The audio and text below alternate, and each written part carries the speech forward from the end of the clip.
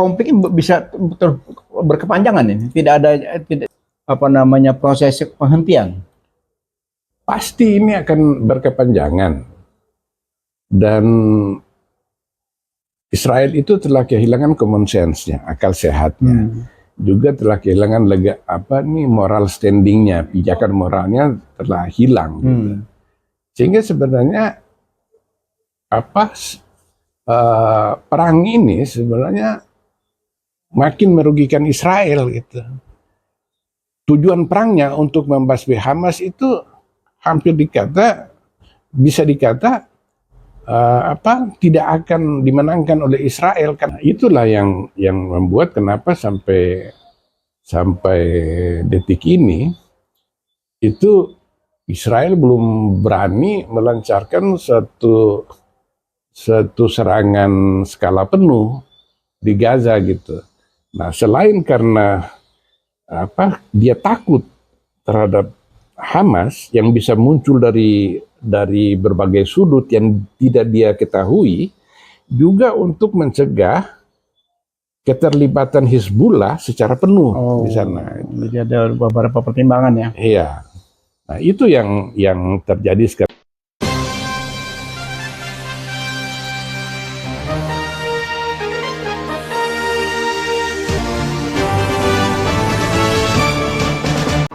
Jangan lupa ya di-subscribe, like, comment, share, dan tekan tombol loncengnya. Assalamualaikum warahmatullahi wabarakatuh. Waalaikumsalam warahmatullahi wabarakatuh. Kita minum teh pagi ya. Kalau orang-orang minum teh sore, ini buat kesehatan kita minum teh pagi ya. Bersama Habib Smith Al-Haddad ya. Bisik-bisik politik kenegaraan sekaligus sebagai semacam tausiah ya. Tausiah ringan ya. Karena kita ini bukan ulama atau kiai-kiai itu bukan. Cuma senangnya bisik-bisik. Beb ya? Iya, betul. Ini sebetulnya kalau kepakaran soal Timur Tengah, Habib Smith ini cukup dikenal. Tulisan beliau ini hampir tiap hari muncul di seluruh media ya. Beliau sangat konsentrasi di dalam maupun di luar negeri ya. Nah, terutama masalah Palestina ini, Habib Smith ini banyak sekali muncul di media mainstream juga muncul, di medsos juga muncul, di media cetak juga muncul. Gimana Beb, posisi terkini ya per hari ini tentang kekejaman Zionis Israel ya. Sudah banyak episode kita bahas dari mulai zaman es ya sampai ke episode ke beberapa kali ini. Ini kelihatannya masih panjang nih Beb, cerita Gaza ini ya. Iya, cuman saya mengapresiasi keputusan atau resolusi-resolusi yang dikeluarkan oleh KTT Darurat Arab Islam yang berlangsung di Arab Saudi, di Riyadh, Arab Saudi gitu. Nah, ini KTT 2 yang digabungkan jadi satu. Pertama KTT Liga Arab, dan yang kedua adalah KTT Organisasi Kerjasama Islam, terdiri dari 57 negara Islam. Nah, untuk pertama kalinya KTT ini mengeluarkan resolusi yang bisa dikata paling keras selama ini terhadap Israel gitu. Nah, mereka meminta agar gencatan senjata segera dihentikan dan koridor kemanusiaan itu segera dibuka. Mengingat sekarang ini itu puluhan ribu, bahkan ratusan ribu rakyat Gaza itu tidak mempunyai akses kepada makanan, air bersih, listrik di saat ratusan ribu orang kehilangan tempat tinggal. Ini sangat menyedihkan, juga menggambarkan kekejaman Israel terhadap bangsa Palestina gitu. Dan sudah seharusnya Amerika Serikat dan negara-negara Barat itu ikut mendesakkan Israel yang telah melakukan pelanggaran-pelanggaran aturan perang internasional dan juga pelanggaran kemanusiaan yang sangat luar biasa gitu. Kalau mereka tidak mau melakukan hal itu, artinya mendesak Israel agar mendesak Israel agar menyetujui gencatan senjata segera, maka Amerika Serikat dan negara-negara Barat itu harus ikut bertanggung jawab terhadap genosida yang telah dan sedang berlangsung di Gaza itu. Kita tahu bahwa lebih dari 11.000 warga Gaza itu tewas dan lebih dari 40% itu anak-anak. Masya Allah, Masya Allah, Masya Allah. Jadi sekitar lebih dari 4.000 korban itu anak-anak kecil gitu. Syuhada semua ya. Iya. Nah, mana itu negara-negara Barat yang selalu cerewet mengenai pelanggaran HAM di dunia gitu. Terutama Amerika ya. Iya, juga mereka sangat sangat getol membangun narasi pelanggaran HAM yang dilakukan oleh Rusia terhadap Ukraina itu. Padahal dibandingkan dengan korban yang diderita Ukraina itu masih tidak sepadan dengan korban yang diderita oleh warga Hamas, warga Palestina di Gaza. Nah, dengan adanya resolusi dari Liga Arab dan organisasi kerjasama Islam ini, kami berharap Amerika Serikat dan sekutu baratnya itu mengapresiasi dan mematuhi suara nurani dari 57 negara ini. Kalau tidak, omong kosong klaim Amerika Serikat dan Barat bahwa mereka sangat mempeduli mengenai penghormatan terhadap hak asasi manusia gitu. Ini sesuatu yang sangat luar biasa, kehancuran yang terjadi di jalur Gaza itu, dan mengherankan bahwa hal ini belum menyentuh nurani Amerika Serikat dan negara-negara Barat itu. Nah, dalam keputusan di KTT Arab dan OKI, organisasi kerjasama Islam ini menunjuk Indonesia, Mesir, Yordania, Arab Saudi kalau nggak salah, itu untuk berperan sebagai juru damai ya? Ya, juru damai dan juru bicara untuk penyelesaian masalah perang Hamas Israel saat ini. Dan hal itu harus berujung bukan hanya pada gencatan senjata, tapi juga berujung kepada berdirinya negara Palestina merdeka. Termasuk kalau misalnya menurut kita juga ditunjuk sebagai salah satu ya. Iya. Bu Retno ya. Iya, Bu Retno ini. Dan Jokowi dengan Bu Retno ini sekarang ini ada di Francisco, Amerika Serikat, menghadiri KTT APEC gitu. Kerjasama ekonomi Asia Pasifik gitu. Nah, Presiden kita Jokowi berjanji dia akan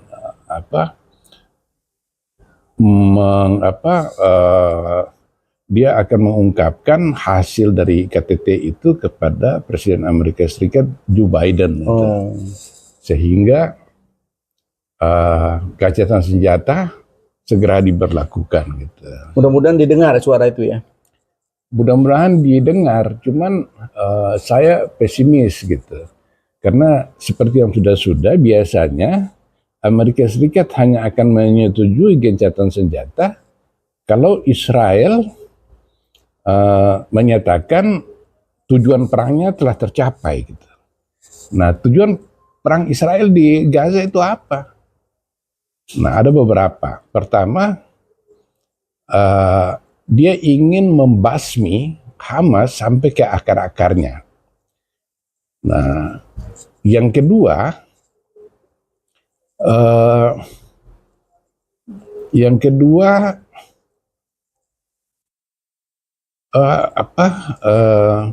dia menghambat agar perang ini tidak memunculkan Hamas sebagai pahlawan, sebagai pemenang dari perang, karena akan berujung kepada tekanan dunia internasional kepada Israel untuk menyelesaikan masalah Palestina ini yang terkatung-katung sejak Perang Dunia Pertama, sejak Perang Dunia Kedua gitu. Jadi dunia itu berhutang kepada Palestina karena pasca Perang Dunia Kedua itu adalah terjadinya dekolonisasi di seluruh dunia. Jadi negara-negara yang terjajah itu semua merdeka, Indonesia, Aljazair, di mana-mana semua. Tetapi Palestina ini masih belum juga sampai merdeka sampai detik ini. Sudah 75 tahun penjajahan atas Palestina ini belum terselesaikan sampai sekarang ini. Nah, penyebab utamanya adalah karena Amerika Serikat bersama Inggris dan Prancis sebagai anggota Dewan Keamanan PBB yang mempunyai hak veto di Dewan itu, yang selalu memveto resolusi-resolusi Dewan Keamanan PBB yang dipandang merugikan Israel, seperti sekarang ini misalnya gitu. Itu upaya-upaya di anggota Dewan Keamanan PBB, baik Rusia maupun Cina, dan anggota tidak tetap di Dewan Keamanan PBB yang telah mengambil inisiatif untuk mengeluarkan resolusi demi terjadinya gencatan senjata, itu diveto oleh Amerika Serikat. Ya, ini kalau kita melihat kan kutukan ya. Dunia ini kan sudah luar biasa ya. Jadi hampir semua negara ya, termasuk di Amerika sendiri kan. Di Israel pun ada ya orang mendemo di di rumahnya Netanyahu kan juga ada demo ya. Artinya memprotes ya. Tapi kok begitu dahsyatnya mereka tuh berkekeh tidak ubahnya. Terakhir ada satu masjid yang dia dirudal sampai hancur sekejap mata. Bukan cuman masjid, gereja, dan sekolah. Rumah sakit juga. Rumah sakit sekarang ini dari 36 rumah sakit yang ada di Gaza itu 20 itu sudah hancur, tidak bisa berfungsi. Dan yang sisa itu tidak bisa berfungsi maksimal karena ketiadaan listrik.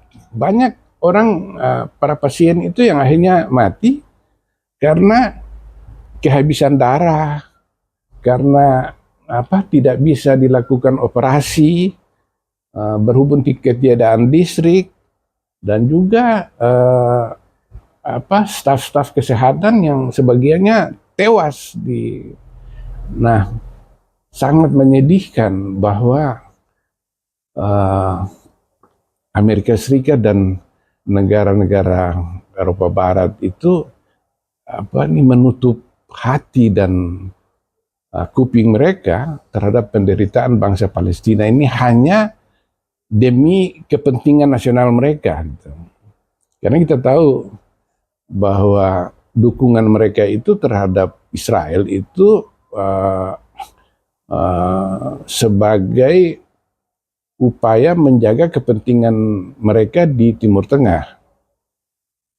Nah, tapi dengan adanya sikap yang permisif, yang membenarkan genosida Israel terhadap Gaza itu, padahal Israel tidak akan memenangkan perang melawan Hamas, sekarang ini justru musuh-musuh Amerika Serikat seperti Cina dan Rusia justru yang berkibar mendapat simpati luas masyarakat Arab sana karena kegigihan mereka mengecam Israel dan mendesak agar gencatan senjata diberlakukan. Tapi itu tidak bisa dilaksanakan karena pemegang hak veto itu Amerika Serikat, Inggris, dan Prancis menentang resolusi yang dipandang menguntungkan Hamas gitu.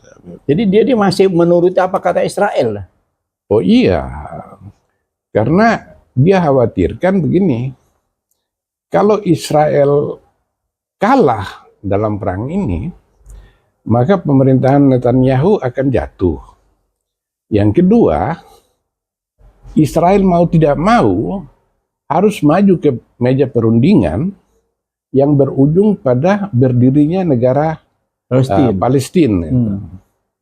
Nah, negara Palestina yang berdiri itu sesuai dengan resolusi-resolusi Dewan Keamanan PBB nomor 242, 338, 181 adalah Palestina merdeka yang mempunyai wilayah itu Yerusalem Timur, di mana Masjid Al-Aqsa itu berada, kemudian tepi barat, dan jalur Gaza itu merupakan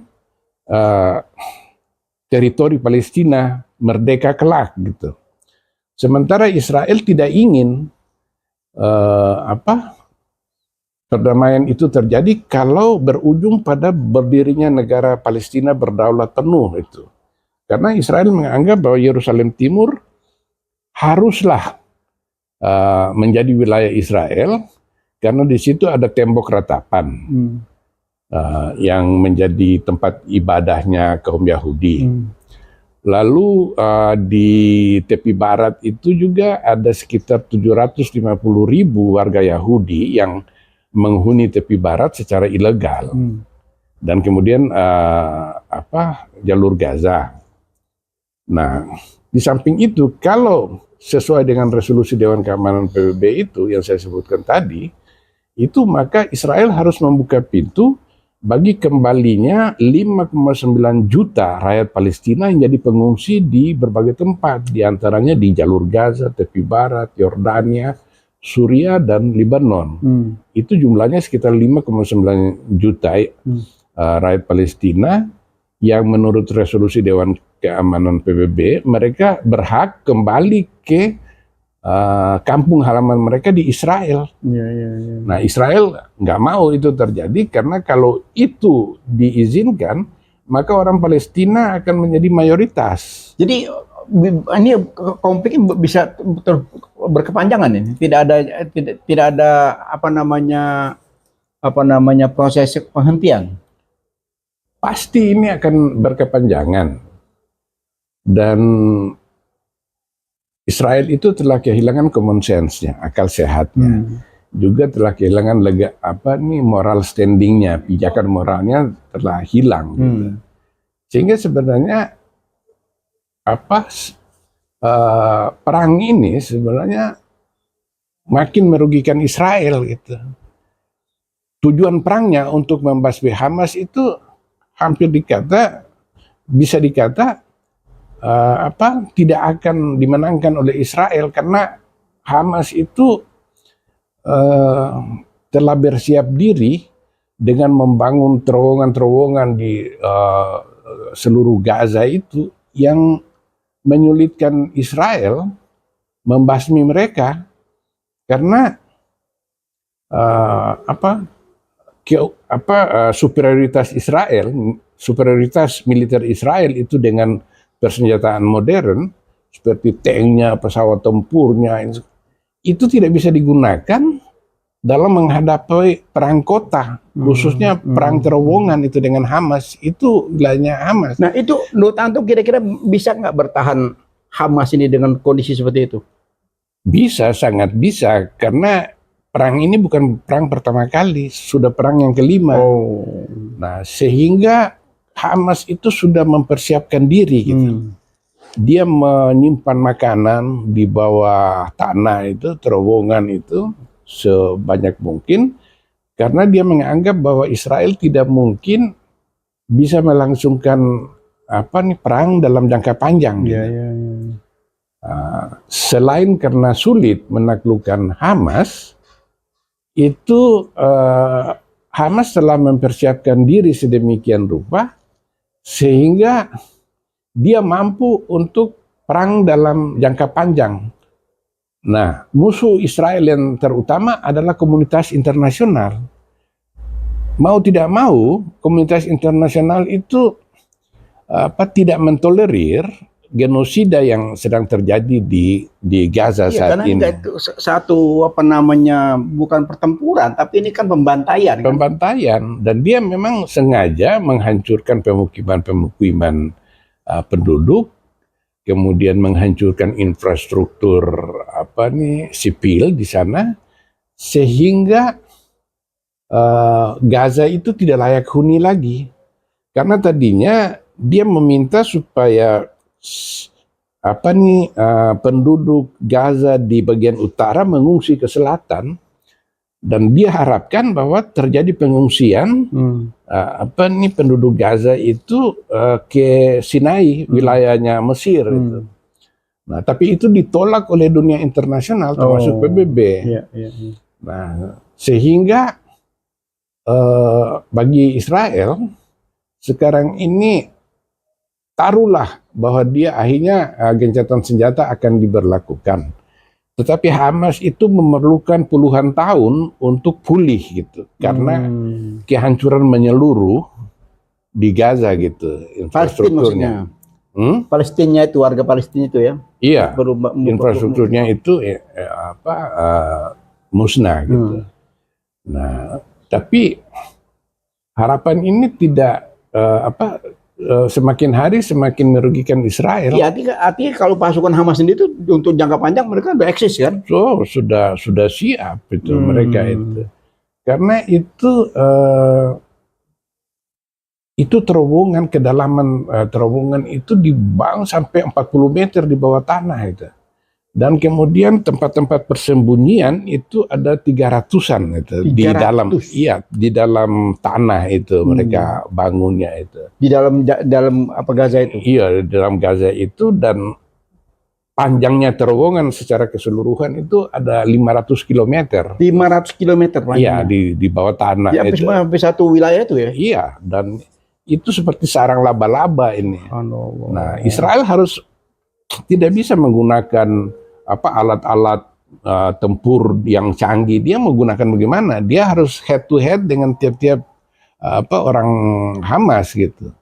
Nah, itulah yang menjadi pertimbangan Israel kenapa walaupun dia menggertak bahwa dia akan melakukan serangan darat ke Gaza itu, sampai sekarang ini dia melakukannya secara terbatas dan terpusat di kota Gaza.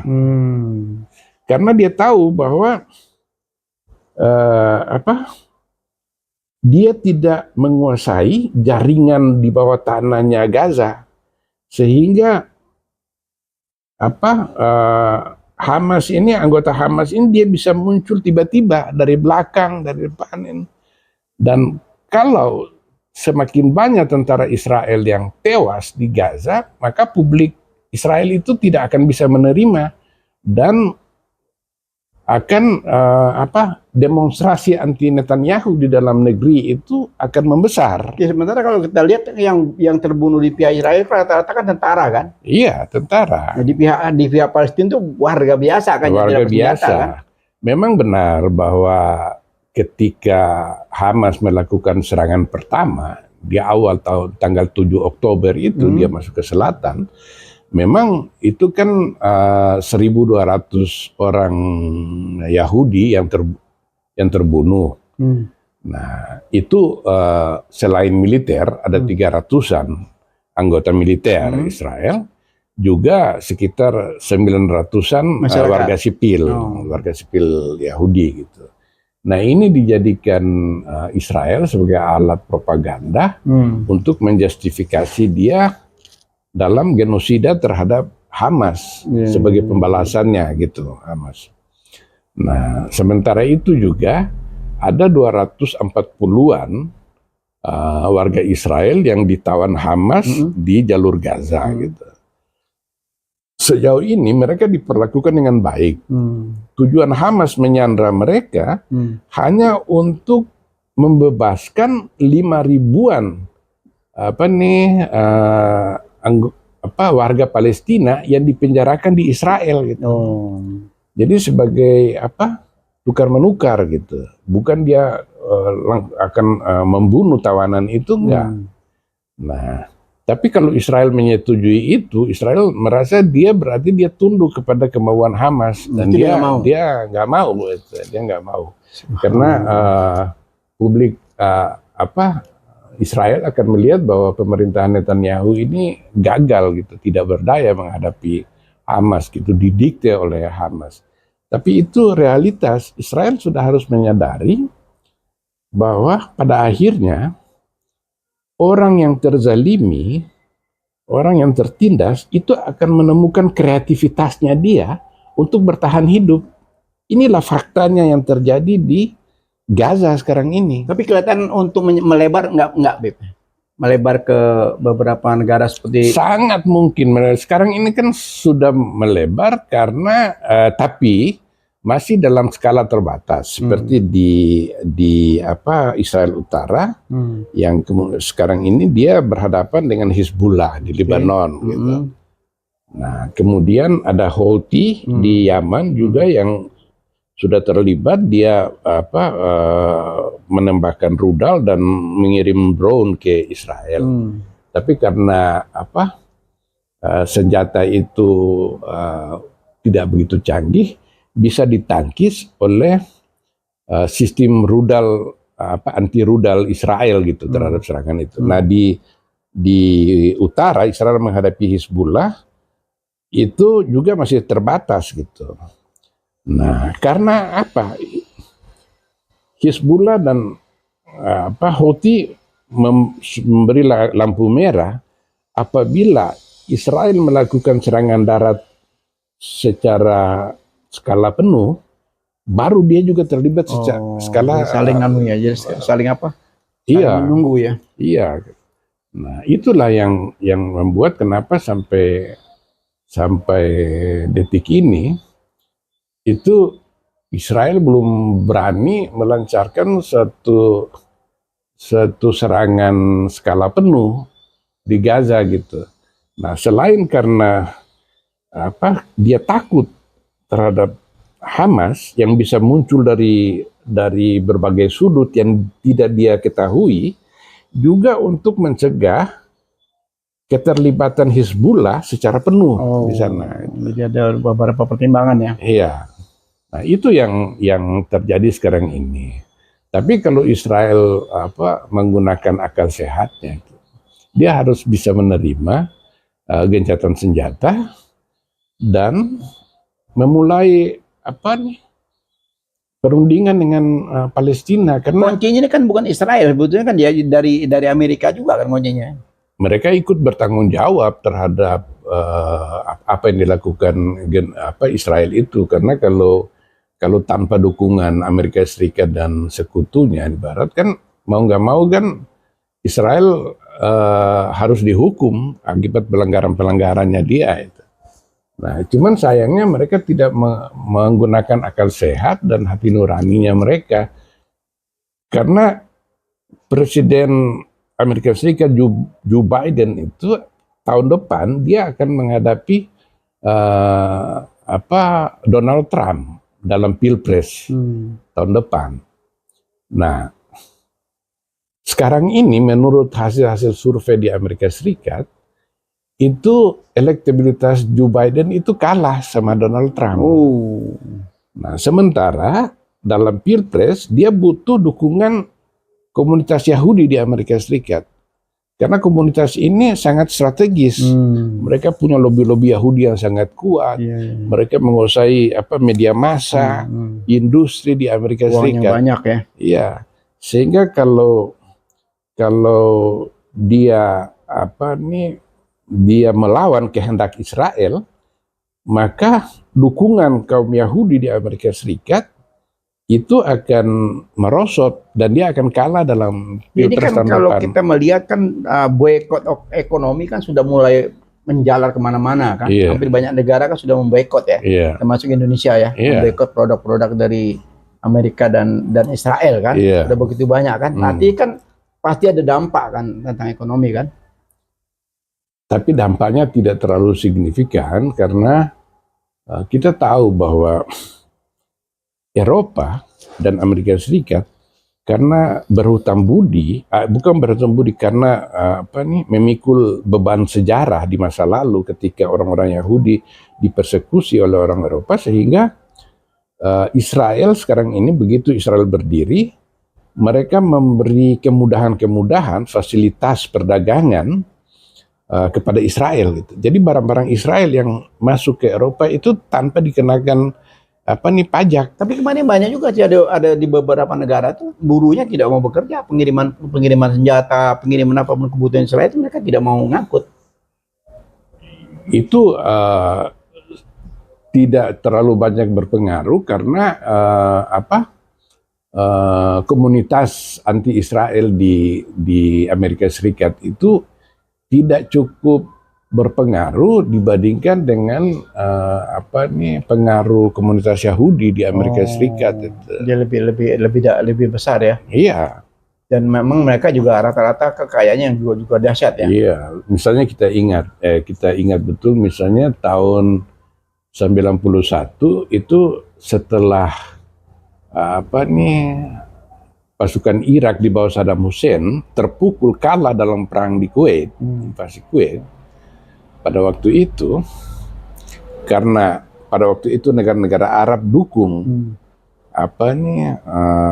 Amerika Serikat dengan pasukan multinasionalnya menghadapi pasukan Irak di Kuwait pada waktu itu, dengan janji waktu itu Presiden Amerika Serikat adalah George Bush. George Bush senior gitu, bapaknya George Walker Bush.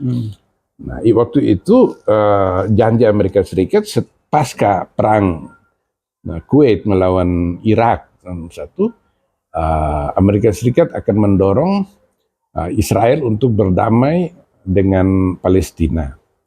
Dan benar setelah itu Amerika Serikat,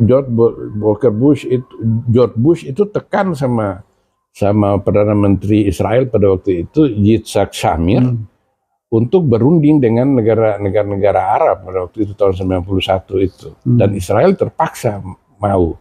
Tapi perundingan di Spanyol ketika itu tidak membuahkan hasil. Dan akibatnya dalam Pilpres Bush kalah. Bush kalah karena masyarakat Yahudi tidak bisa menerima itu pada waktu itu desakan tekanan Bush terhadap Israel untuk berunding perdamaian dengan Palestina pada waktu itu dengan negara Arab pada waktu itu. Nah, ini jadi pelajaran bagi George Bush bahwa dia tidak dalam posisi yang lemah menjelang Pilpres tahun depan itu,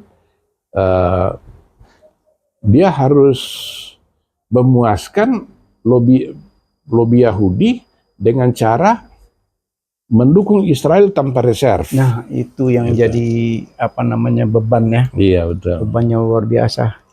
Ya, mudah-mudahan kita banyaknya doa ya. Iya. Banyaknya dukungan moral dari seluruh dunia ya. Iya. Banyaknya juga kutukan-kutukan kepada Israel, kepada Zionis, kepada Amerika, dan kepada sekutunya ini mudah-mudahan membuahkan hasil. Iya. Terutama dari hasil KTT tadi juga ada menlu kita yang bisa terlibat ya, sebagai pressure ya. Dan insya Allah Allah mudahkan semua ini sehingga pembantaian ini ya, walaupun di satu sisi kita lihat semua ini syuhada ya, mati syahid dalam kekejaman Israel ini, tapi kita juga tidak bisa berdiam diri ya. Iya, betul. Lihat sesuatu yang yang luar biasa ini ya. Jadi ya kita terus berharap ya. Ini juga banyak sekali dukungan-dukungan moral dari Indonesia ya, bukan cuma hanya di Monas, pada muncul juga di Bekasi, di mana-mana di mana-mana dukungan moral semakin hari berlama juga di Palembang juga ada besar. Sehingga sampai ke seluruh provinsi semuanya bergerak, mengutuk dan sambil mendoakan ya Ya, sangat. syuhada-syuhada kita di Palestina. Ya mudah-mudahan ini apa namanya, kalau kita melihat perjuangan Palestina akan membuahkan hasil ya. Iya. Kemerdekaan Palestina yang insya Allah terwujud di 2024 akan datang, Beb ya. Iya. Insya Allah ya. Iya, insya Allah. Berbareng waktu dengan apa namanya koalisi perubahan Indonesia Iya.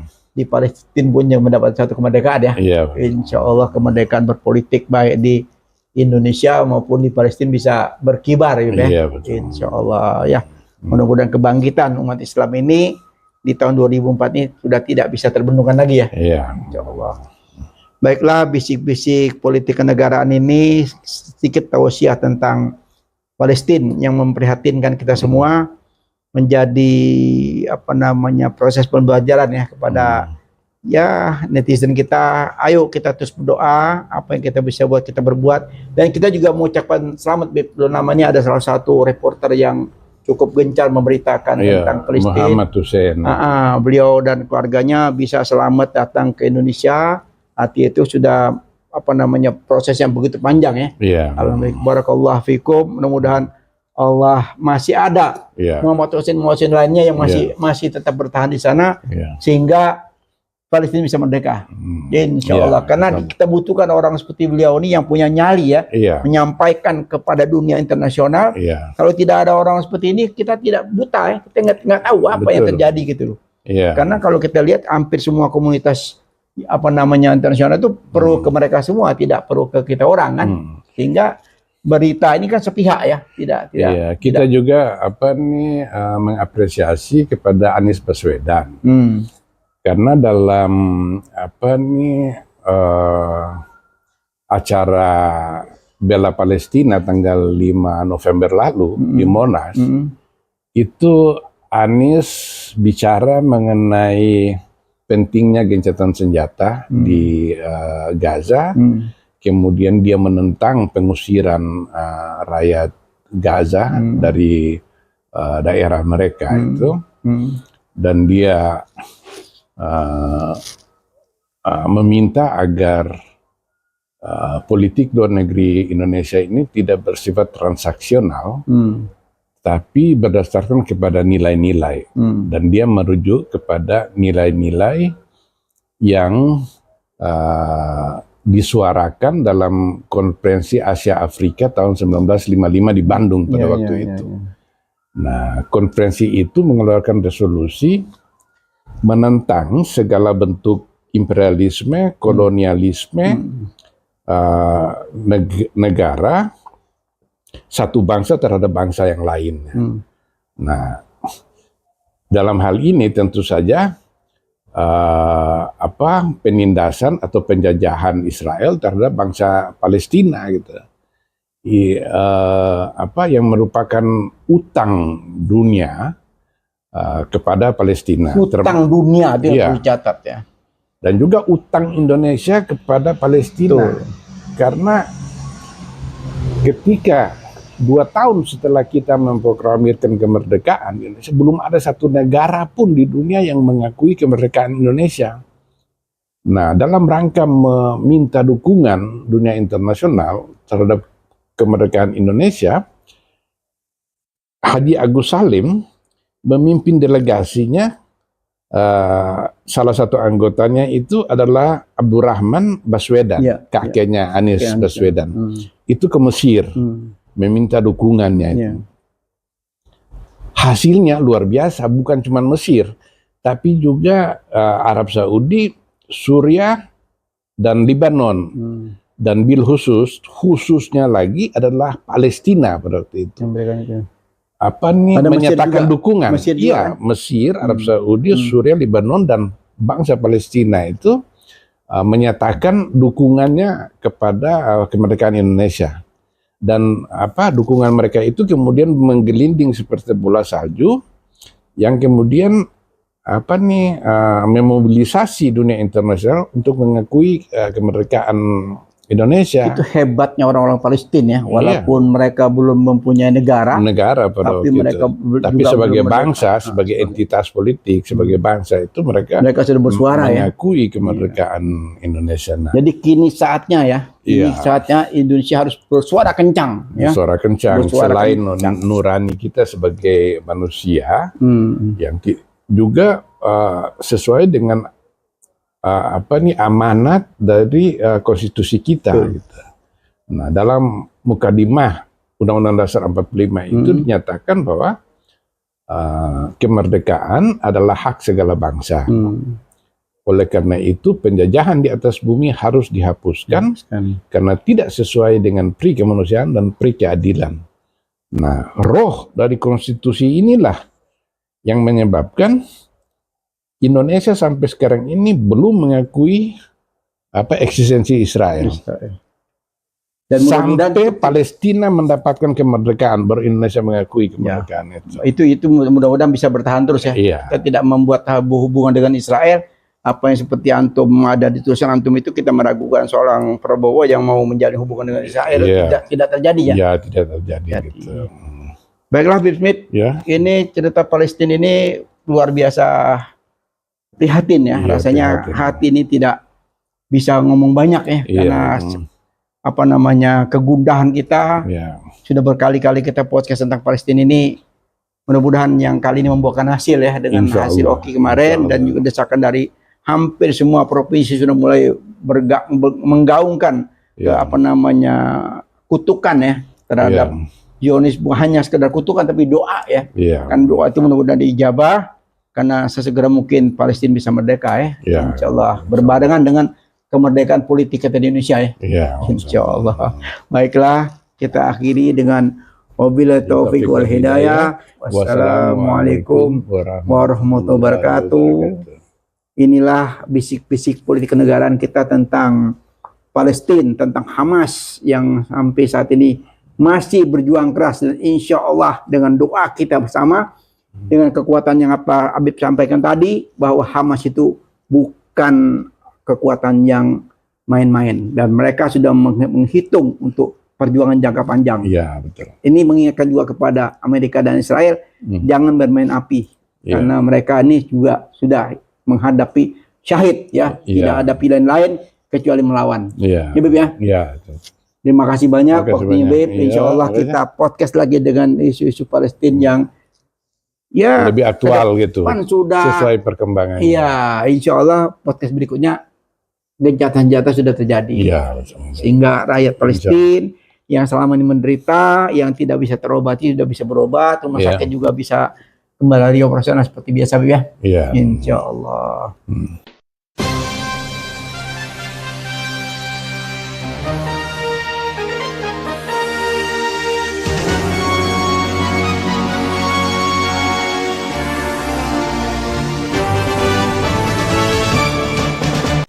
Jangan lupa ya di subscribe, like, comment, share, dan tekan tombol loncengnya.